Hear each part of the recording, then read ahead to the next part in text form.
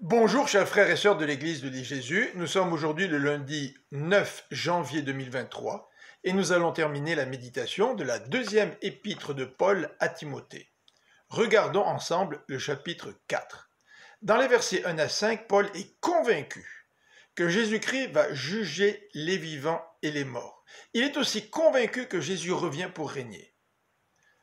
Fort de cette conviction, il encourage Timothée à proclamer la parole dans toutes circonstances, favorables ou non. Convainc, réprimande, encourage, écrit Paul, avec une inlassable patience. Le contexte ne sera pas facile, les hommes ne voudront même plus entendre la parole de vérité. Mais remplis toutefois ton rôle de prédicateur de l'Évangile. Cet encouragement est aussi pertinent pour nous aujourd'hui. Paul va bientôt partir. C'est ce qu'il écrit dans les versets 6 à 8. Il est à la fin de sa vie. Il a été fidèle et il a gardé la foi.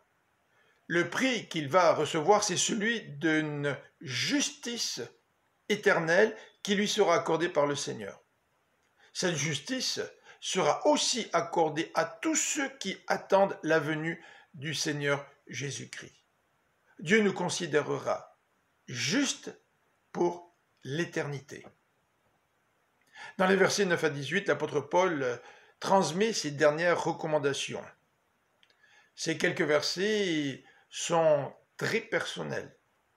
Il invite Timothée à venir le rejoindre le plus tôt possible, avec Marc, car Démas l'a abandonné, Crescène est en Galatie, Tite en Dalmatie, Tychique est à Éphèse. Seul Luc reste encore avec lui. Méfie-toi d'Alexandre, ajoute Paul, Alexandre qui s'est opposé à ma prédication. La première fois que l'apôtre Paul s'est présenté au tribunal, il a été seul. Tous l'avaient abandonné. Mais Paul recommande à Timothée de ne pas leur en tenir rigueur, car le Seigneur l'a assisté et il a pu annoncer fidèlement et pleinement l'Évangile. Dans ce contexte, Paul a la conviction que le Seigneur reste son libérateur et son sauveur.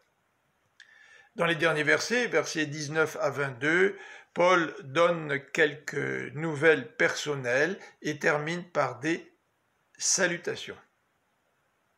Demain, nous allons commencer la méditation d'un nouveau livre de l'Ancien Testament, un ouvrage prophétique, celui d'Osée.